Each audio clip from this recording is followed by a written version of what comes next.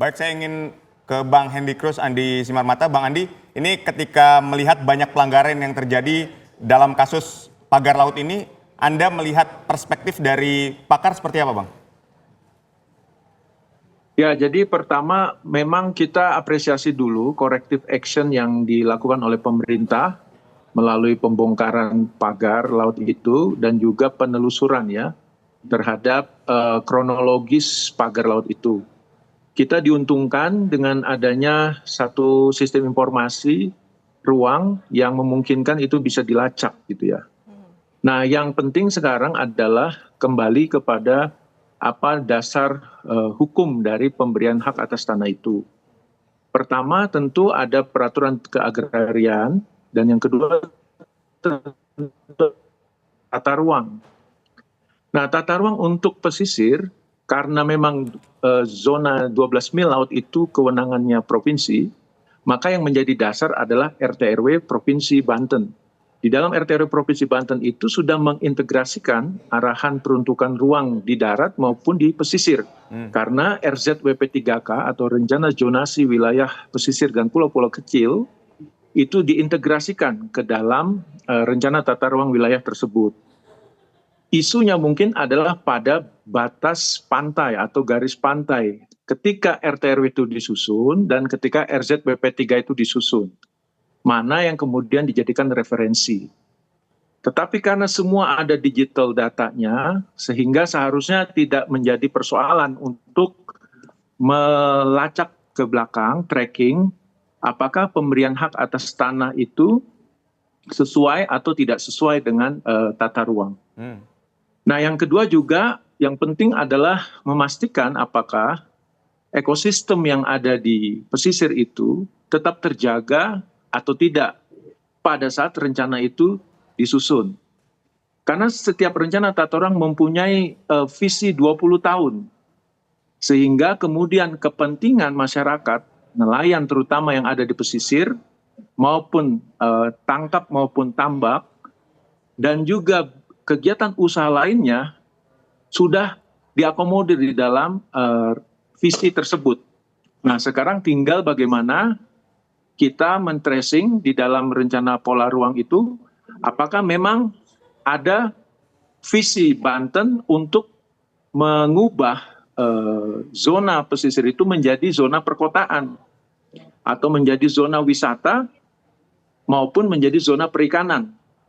Nah, perubahan-perubahan itulah yang harusnya di dalam dokumen peraturan daerah RT/RW sudah clear arahnya kemana dan tahapan pengembangannya seperti apa. Nah, itu yang seharusnya bisa kemudian menjadi tambahan referensi bagi pemerintah untuk melihat betul apakah memang visi yang dikembangkan di Banten Utara itu memang sudah melalui tahapan-tahapan yang proper ya, yang sesuai dengan standar tata ruang selama ini. Ya, tetapi yang penting bahwa Indonesia melalui RPJPN-nya sudah menetapkan transformasi ekonomi biru gitu. Dan ini yang kemudian harus diakomodir di dalam penataan. Baik, Bang Andi. Nah, Bang Andi, kami ingin juga mengetahui untuk di Tangerang, Banten sendiri, untuk ruang yang bisa dijadikan tata kota itu di mana saja? Khususnya yang ada di perairan, Bang Andi bisa mendengar kami? Nah, kalau kita level RT/RW provinsi, bisa. Benar? Ya. Jadi yang pertama untuk peruntukan perkotaan itu memang di dalam RW provinsi, RT/RW kabupaten ya. Jadi di provinsi itu hanya kemudian mengarahkan mana yang dibudidayakan dan mana yang dilindungi. Oke, kalau dibudidayakan ada dua nanti. Yang dibudidayakan berdasarkan lahan atau perairan untuk kepentingan produksi, dan mana yang dipakai untuk pengembangan perkotaan, industri, maupun kegiatan ekonomi. Baik. Ya, baik Bang Andi, tampaknya kita sudah mendapatkan poinnya. Saya ingin langsung ke Bang Johan. Jadi Bang Johan, tadi kan Anda mengatakan akan ada pertemuan Komisi 4 dengan Kementerian dari KKP dan Kementerian dari Kehutanan. Ya. Apa yang akan didalami? Tentu kita akan meminta mereka menjelaskan secara detail ya soal kenapa pagar laut ini sampai muncul seperti itu. Nah, ya sebenarnya ingin menegaskan saja agar kita mendapatkan informasi yang resmi dari pemerintah.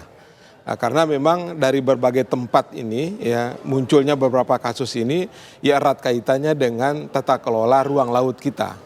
Nah, kan ada yang salah ini di dalam tata ruang laut kita. Padahal Menteri KKP sendiri kan dalam program ekonomi birunya menempatkan konservasi laut itu menjadi kegiatan yang utama. Ya. Nah, bagaimana munculnya pagar laut itu adalah menjadi sebuah tantangan utama dari keinginan besar untuk membangun ekonomi biru yang ada di laut itu. Nah, usulan untuk sanksi tegas kepada pihak-pihak yang bertanggung jawab menurut DPR sendiri seperti apa?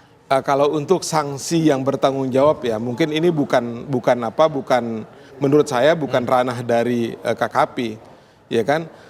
Mungkin pada legalitas dan rencana pengelolaan mungkin ada di KKP. Tetapi kan untuk tindak lanjutnya kan harus diserahkan kepada penegak hukum.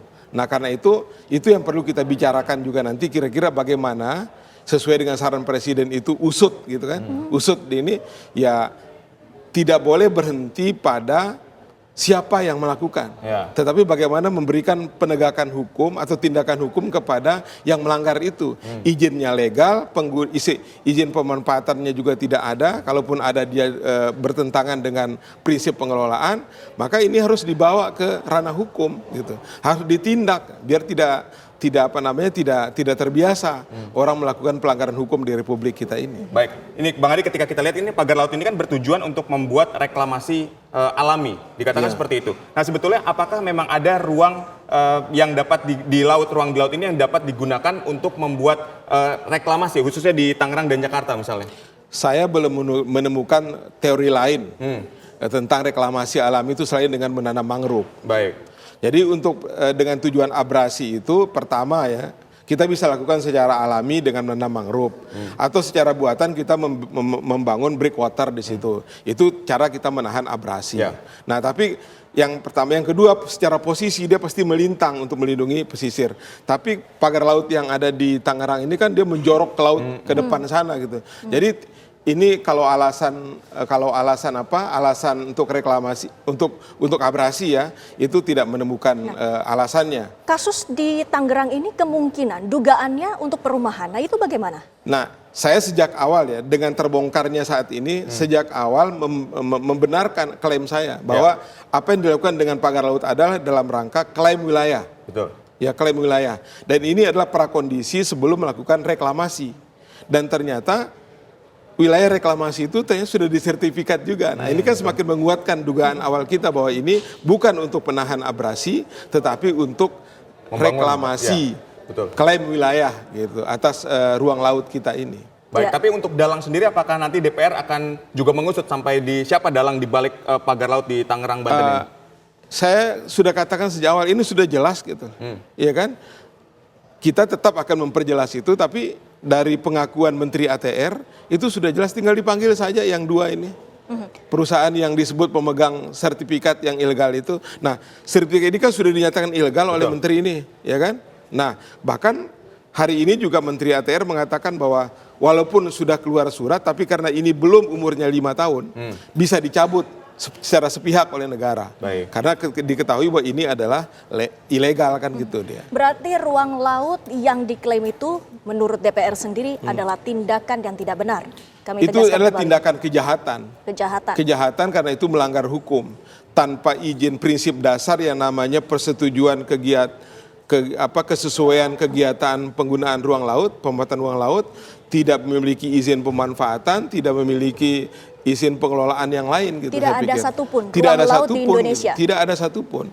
Nah, mereka kan menurut saya itu ingin memanfaatkan ruang atau celah dari peraturan yang namanya Undang-Undang Cipta Kerja itu dengan model PSN ini.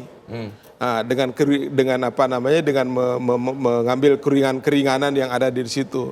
Padahal walaupun PSN sendiri tidak boleh dia dengan melanggar hukum. Walaupun misalnya hutan itu kan kawasan hutan lindung, ya kan? Dia harus dirubah dulu statusnya menjadi area penggunaan lain, APL gitu. Nggak bisa langsung kemudian digunakan atas nama PSN sekalipun gitu. Baik, kita masih akan sama-sama melihat ya besok rapat Komisi 4 bersama dengan Kementerian KKP dan Kehutanan. Baik, kita coba ke Bang Andi. Bang Andi masih mendengar suara kami?